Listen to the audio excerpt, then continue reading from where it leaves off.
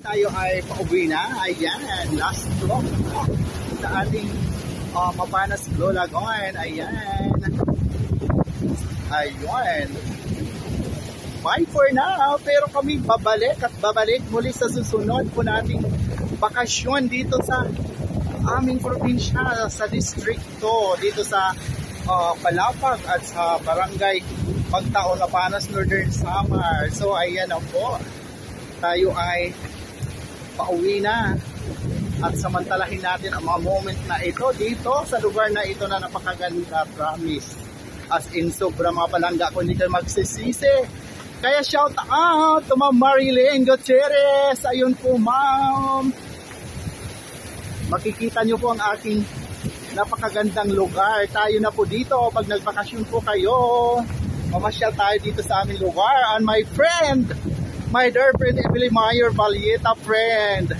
Ayan, winiwip ka ng barangay Magtaon ng Lolagon dito sa aming probinsya. Kaya shout out sa iyo dyan. Ayan. Kaya sa muli ng pagbakasyon mo ay tayo naman pumunta dito at ma-enjoy mo naman ang iyong bakasyon. Ayun po. Ang napakaganda naming lugar. As in, wow!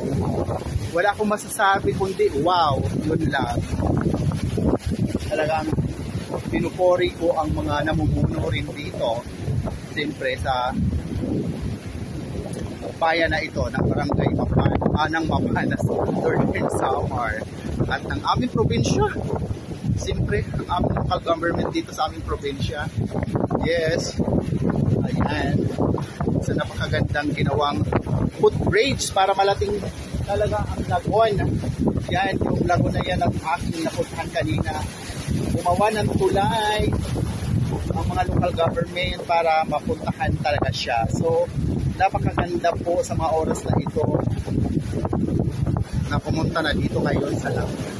Ayan po guys. Thank you so much.